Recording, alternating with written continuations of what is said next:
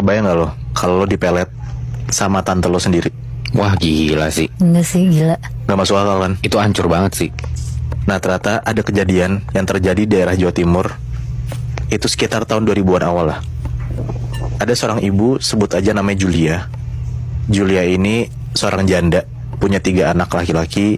Namanya Ari, Andi, dan Adit.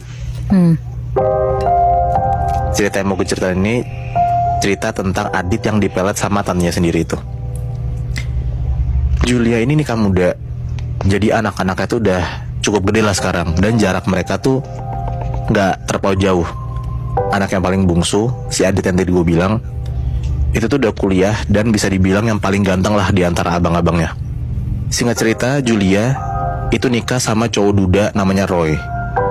Akhirnya mereka semua pindah lah, tinggal satu rumah barengan sama bapak tirinya si Roy ini. Si Roy, bapak tirinya Adit, punya adik perempuan. Nah adiknya ini namanya Santi. Si tante Santi ini bisa dibilang kayak perawan tua lah, dan belum nikah-nikah. Jadi kayak si tante Santi ini kita nggak tahu lah kenapa dia belum nikah, entah dia pikir atau gimana.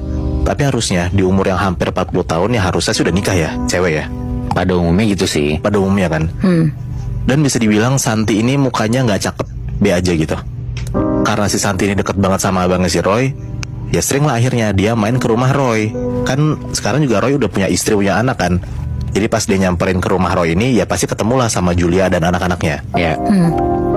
Sampai suatu hari pas Adit lagi nggak ada kuliah dan di rumah aja, si tante Santi ini nyamperin lah nih ke rumah si Roy. Karena ngeliat Adit ini ganteng, tinggi, ternyata tante Santi ini lama-lama naksir sama Adit.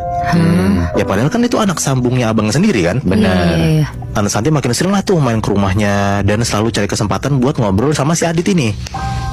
Di situ Adit tuh cuman being nice aja lah ke tante tirinya, karena kan ya dia mikir ya udah anggap tante sendiri ini kan. Ya sopan-sopan respect aja lah. Tapi lama-lama Roy tuh ngerasa kayak ada yang aneh nih.